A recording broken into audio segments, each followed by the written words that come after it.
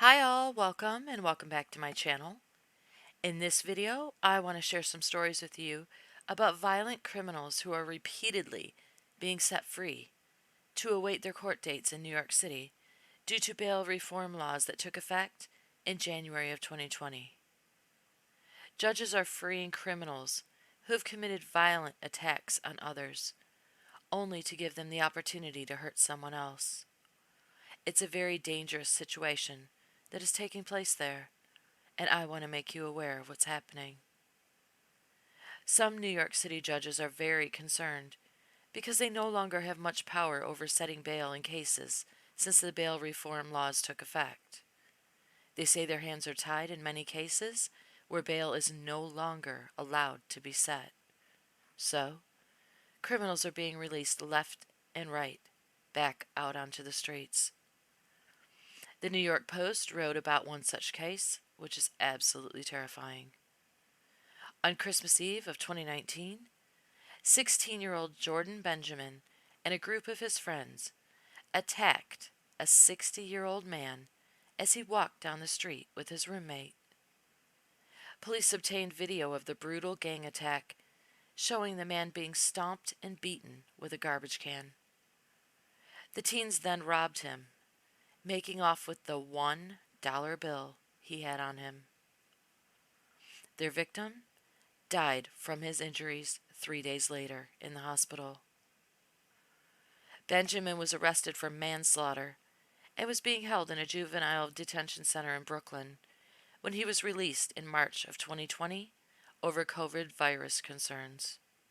So, he participated in beating and stomping an innocent man to death, and he was released back out into the public. Then, just 9 months later, on December 14th of 2020, Benjamin slashed a young woman's stomach with a knife. His victim underwent surgery for her injury and spent 2 days in the hospital. And just about the time she was released from the hospital, Benjamin was back out on the streets again. He was arrested 3 days after the attack and charged with felony assault, but he was then released with no bail for a second time. 2 violent offenses, manslaughter and felony assault, and he was right back out on the streets to kill again. When people found out that he was released a second time after committing another violent crime, they started asking why. The State Office of Court Administration released a statement about Benjamin's case that read, "Judges follow the law, and the law clearly states that the least restrictive alternative should be the preeminent driver in bail consideration." Once released on his manslaughter charge, this defendant returned to court for all subsequent appearances, and the expectation is that he will continue to with the new charge. Yes, that should be the expectation, since he is such an upstanding and law-abiding citizen. So, apparently, you can commit murder in New York City, and as long as you show for your court hearings, you can remain free.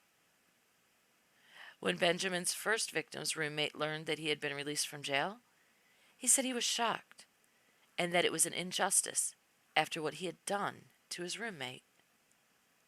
When the young woman who he slashed in the stomach's mother heard that he had been released after attacking her daughter, she said her daughter wasn't even warned that he wasn't in jail, and they had no idea he was back on the streets, despite the fact that she said he lives not far from her daughter.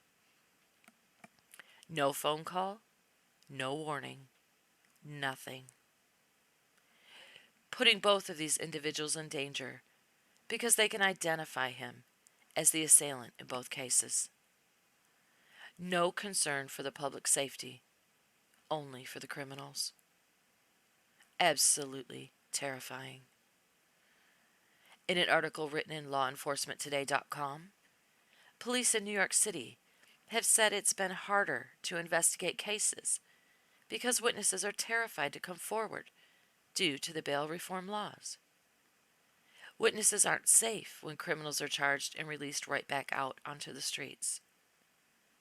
One police chief said, "Citizens are forced to decide whether to place themselves in danger by cooperating or to place the general public in danger by not cooperating."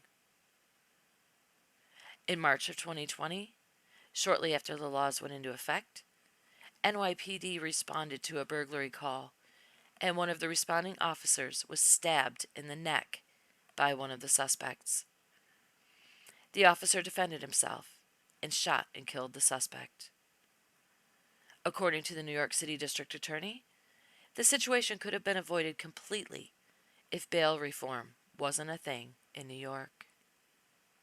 He said the suspect who stabbed the officer, 48-year-old Daryl Mobley, had an extensive criminal history, and he was free and able to attack the officer because he was never properly held on prior charges. Another horrific case of a violent criminal released repeatedly due to bail reform is the case of 38-year-old Frankie Harris, who was arrested and released twice in early 2020 for cases involving sexual assault and violence. One case involving punching a mother in her mouth and threatening to kill her in front of her two small children. But because he was not held on either charge, he was set free to hurt someone else. Well, in May of 2020, his someone else was a 64-year-old woman who police say he held in a chokehold for 3 minutes, then threw her to the ground and raped her. Police said Harris had 16 charges pending against him prior to the assault on his last victim, but he was still released over and over. It took him choking and raping a woman for the court to be able to finally hold him until his trial. And, according to court records, Harris never made any of his court appearances on any of the 16 counts he already had against him. This is very scary stuff. I feel for the people of New York City who are being put in terrible danger because of bail reform. But it's not just New York City in danger. It is all of us. Because criminals run, they relocate, they disappear. They may commit their crimes in New York City, but once released with no accountability, no punishment, they can run anywhere. And God forbid, they can end up in our towns, at our workplaces, in our own neighborhoods. Stay safe out there, people. Stay aware of what's going on in the world and pay attention to what's going on around you. Don't think you can't become a victim. This world is becoming more and more dangerous every day. Thank you so much for watching. I really appreciate you, and I'll see you on my next video.